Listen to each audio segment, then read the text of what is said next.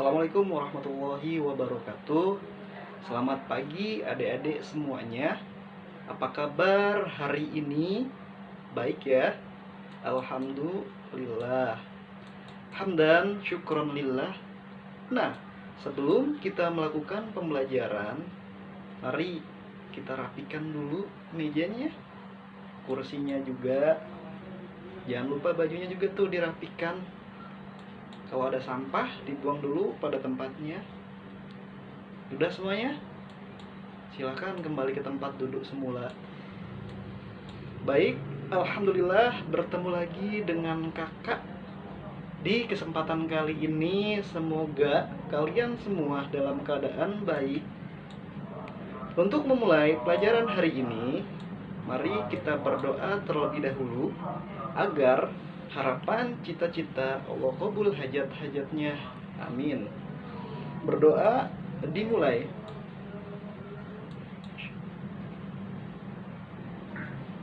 Selesai.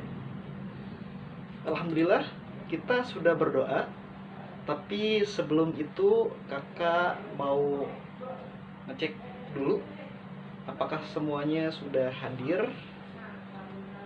Tapi sebelah sini kok agak kosong. Kemana nih ya temennya? Faujan, kemana Faujan? Oh, Faujan sakit. Oh, sakit. Baiklah. Mari kita doakan semoga cepat disembuhkan oleh Allah Subhanahu wa taala supaya apa? Supaya bisa bersama-sama belajar lagi bersama kalian semua. Amin. Baik. Pada pembelajaran hari ini, kakak akan membahas tentang preposisi dan partikel.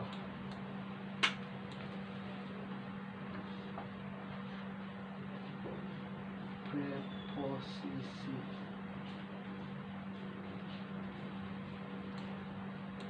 Apa itu preposisi? Ada yang tahu? Preposisi itu apa? Adam, silahkan. Iya, betul sekali. Preposisi adalah kata yang merangkaikan kata atau bagian kalimat dan biasanya diikuti oleh nomina atau pronomina. Ada yang mau menambahkan mungkin? Putri, ayo silahkan. Iya, betul. Preposisi atau kata depan bisa diartikan sebagai sebuah kata yang penempatannya ada di depan atau sebelum kata benda, kata sifat, dan jenis kata lainnya. Mantap, sempurna jawabannya, hampir bagus. Baik, jadi poin pertama yang perlu dipahami dari kata depan preposisi adalah kata depan sendiri merupakan jenis kata yang ditulis di depan sebelum menuliskan kata benda, kata kerja, kata keterangan, dan jenis kata yang lainnya. Sehingga sesuai dengan namanya, kata jenis ini posisinya selalu berada di depan. Kata benda dilihat dari asalnya. Kata berasal dari bahasa Latin yaitu prae.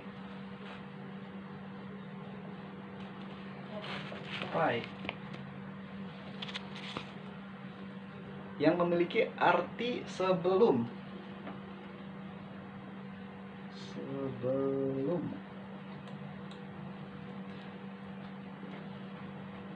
Kemudian selain itu juga diambil dari kata ponere.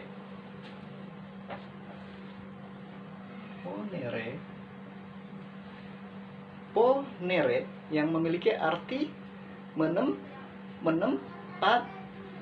Betul. Menempatkan.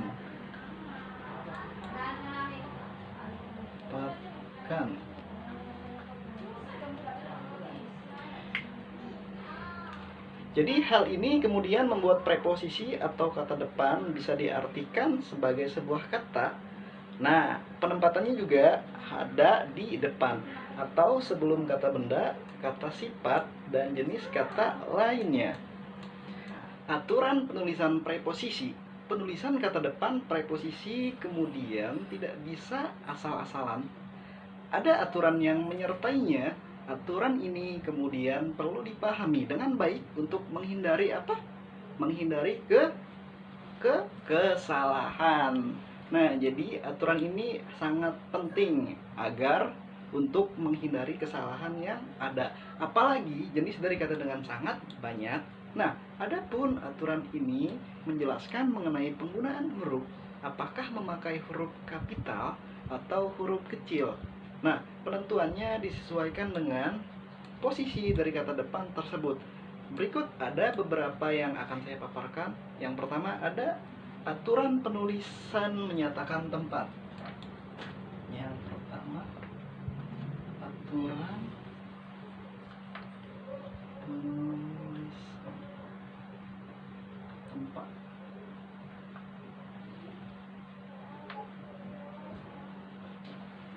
Nah, aturan penulisan tempat ini, beberapa jenis kata depan bisa berfungsi sebagai kata penunjuk tempat atau lokasi.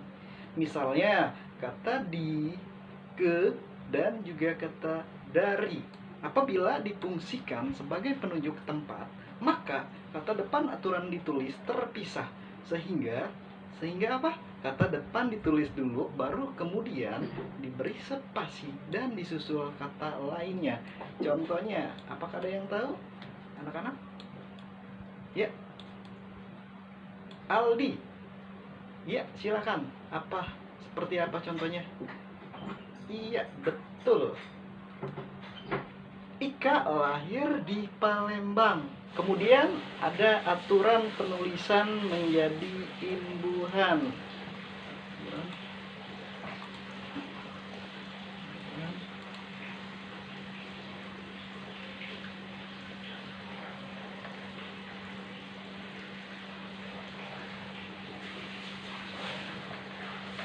Nah, aturan penulisan jika menjadi imbuhan ini, aturan penulisan berikutnya jika kata depan preposisi difungsikan sebagai imbuhan. Jadi, beberapa kata depan memang bisa digunakan sebagai imbuhan.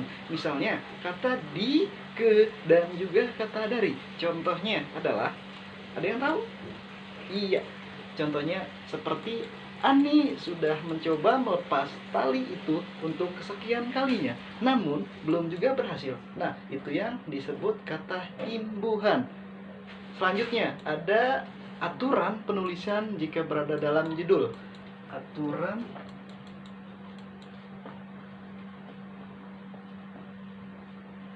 penulisan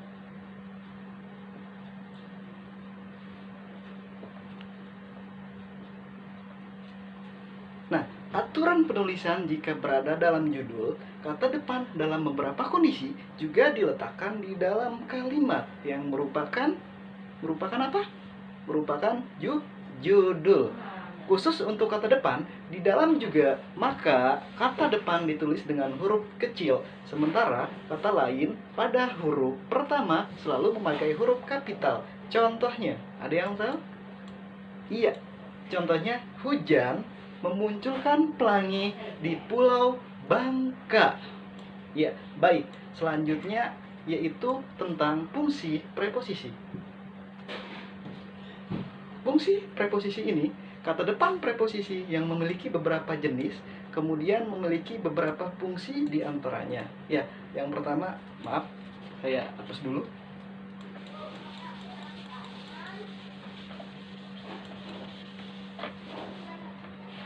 Ya, yang pertama ada menyatakan tempat. Menyatakan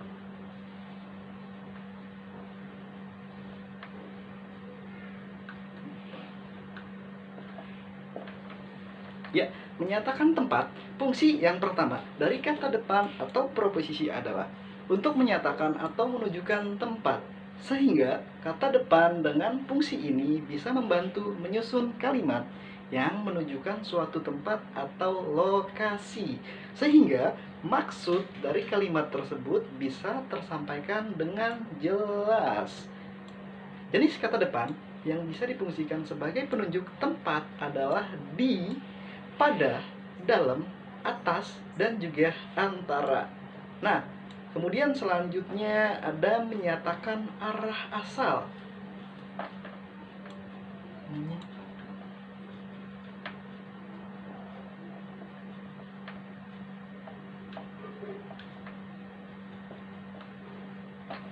Ya, menyatakan arah asal, kata depan tertentu juga bisa berfungsi sebagai media untuk menyatakan arah asal, sehingga berhubungan dengan pergerakan yang kemudian kata depan membantu menjelaskan asal pergerakan tersebut.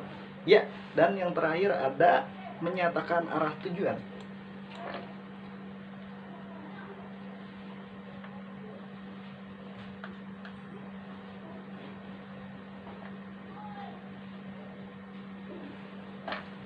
Ya, menyatakan arah tujuan ini, kata depan dengan bentuk tertentu kemudian juga bisa berfungsi sebagai sarana untuk menyatakan arah tujuan. Nah, kemudian kita beralih ke contoh preposisinya.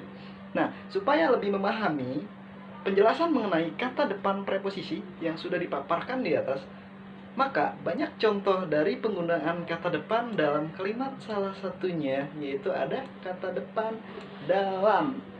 Nah, ini tentang contoh-contohnya ya. Saya hapus dulu.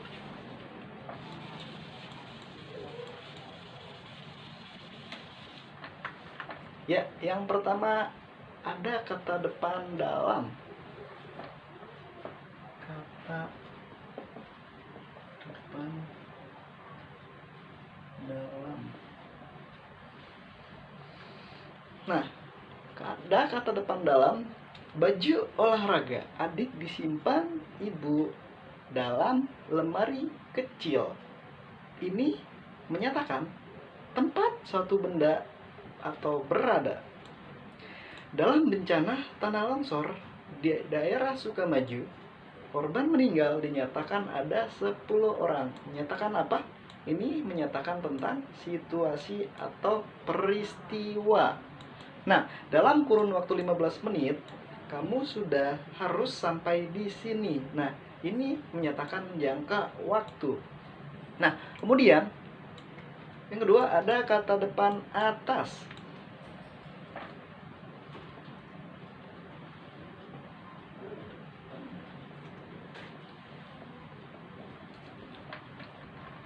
Kata depan atas. Nah, kata depan atas ini contohnya ada yang tahu? Mungkin Silpi. Silpi, silakan. Contoh kata depan atas itu seperti apa? Iya, sepatu kakak di atas lemari. Iya, di atas. Ya, jadi di atas ini menyatakan suatu atau tempat. Iya, betul sekali. Kemudian, selanjutnya, contoh selanjutnya, barangkali ada yang menambahkan. Ayo. Ya, jadi contoh selanjutnya, saya sendiri ikut senang atau kelulusan kakak menyatakan predikat intransitif atau pelengkapnya. Nah, kemudian contoh yang terakhir ada atas izin yang diberikan saya ucapkan terima kasih. Nah, terima kasih menyatakan ungkapan hati atau perasaan. Selanjutnya ada kata depan akan.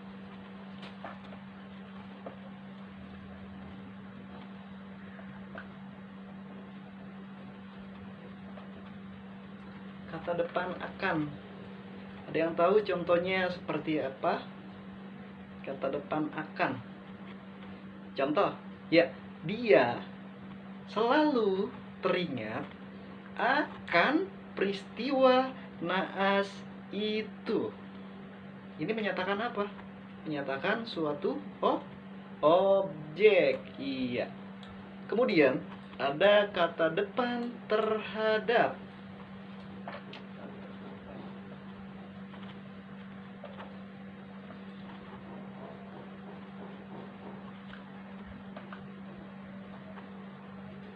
Kata depan terhadap. Contohnya yaitu terhadap niat baik saudara, kami sampaikan terima kasih. Nah, dalam hal ini menyatakan suatu perihal atau hal. Bisa dipahami semua ya? Jadi, partikel adalah kelas kata yang hanya memiliki arti gramatikal dan tidak mempunyai arti leksikal. Iya, betul sekali. Dalam bahasa Indonesia, partikel adalah kelas kata yang hanya memiliki arti gramatikal dan tidak mempunyai arti leksikal. Arti suatu partikel ditentukan oleh kaitannya dengan kata lain dalam suatu frasa atau kalimat dan tidak bisa digunakan secara lepas atau berdiri sendiri.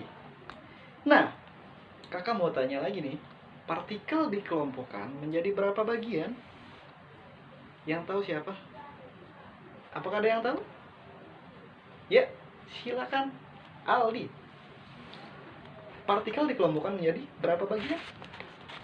Ya, betul. Ada 5. Ada 5 bagian. Yaitu yang pertama ada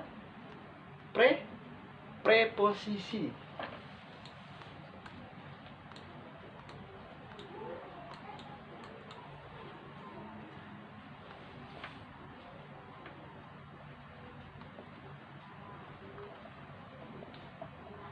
Ya, jadi ada preposisi.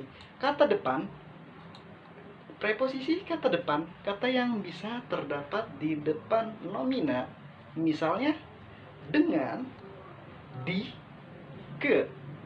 Nah, selanjutnya ada konjungsi atau kata sambung.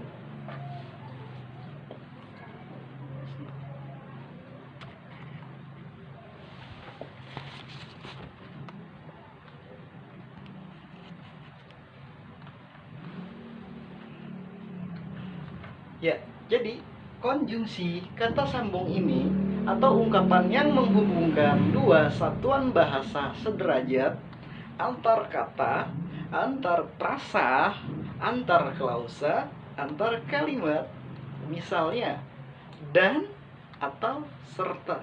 Baik, selanjutnya ada interjeksi atau kata seru.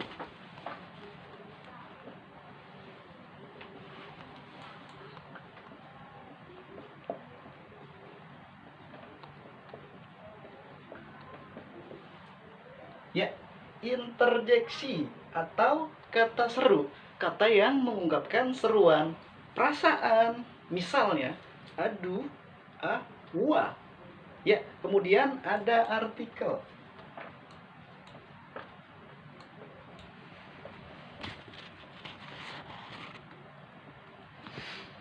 Ya, artikel atau kata sandang.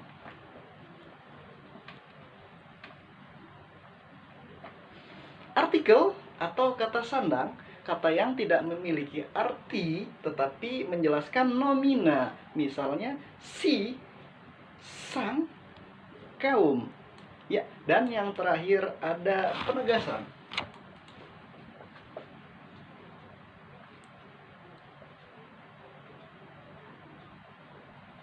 Penegasan yaitu ka, la, ta, pun.